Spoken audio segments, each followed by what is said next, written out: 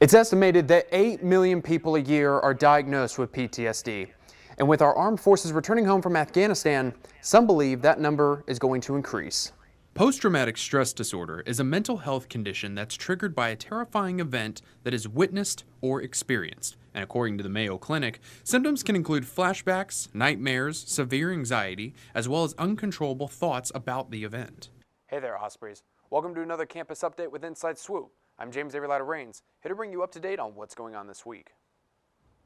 A fun, wild weekend in St. Augustine consists of two kitties, Dos Gatos that is. Dos Gatos lies in the heart of the nation's oldest city. It is a cocktail bar that turns into a nightclub on Friday and Saturday night. They have a nice dance floor and a delicious drink menu that everyone should take advantage of. The bartenders craft cocktails that will leave you sipping, and the DJ will have you dancing.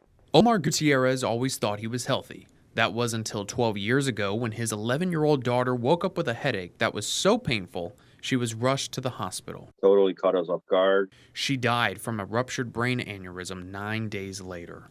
She had a pretty large aneurysm in the back of her head. The doctors told him that he and his immediate family should get scans to see if they also have aneurysms. It turned out that Omar did have one. It was 7 millimeters, which is a size that doctors remove aneurysms. So I immediately was proactive about it and went to the Mayo Clinic. There, he underwent a non-invasive surgery. Instead of opening up his head and going directly to the brain, they went through the femoral artery and saved his life. They literally went up my femoral artery, right leg all the way up to the right side of my brain, and inserted coils. According to the Mayo Clinic, brain aneurysms rarely cause any symptoms until they burst. A ruptured aneurysm can cause severe headaches, just like Omar's daughter had. If you start experiencing a lot of headaches, vision problems, you're sensitive to light, and these are the types of things that we noticed with our daughter. To this day, Omar, as well as many others that have heard of his story, believe his daughter was his guardian angel. And I think my daughter had some sort of intervention, because without her, I'm not sure if I would be sitting here right now speaking to you, Avery, because now I'm close to being 52 years old, and this was when I was 39 years old.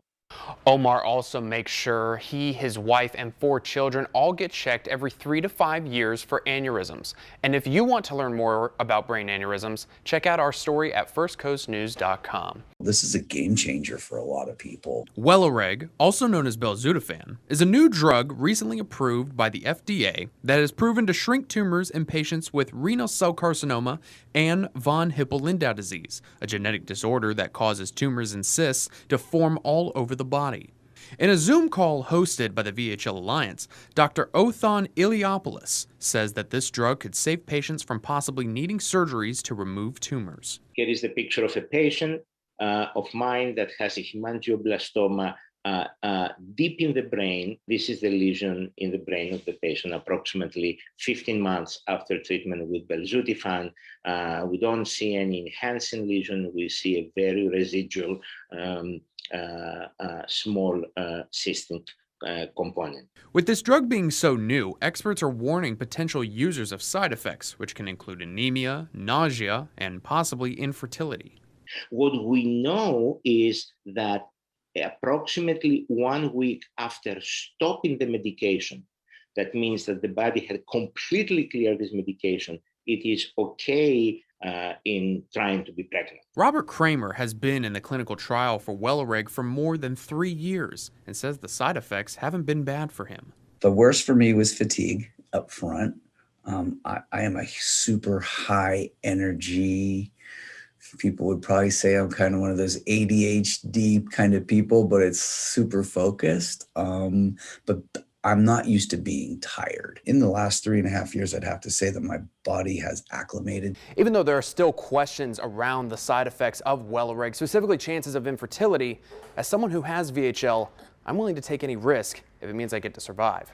The drug is estimated to be available within the next 2 months. And if you want to learn more about Welireg, you can check out our story at firstcoastnews.com.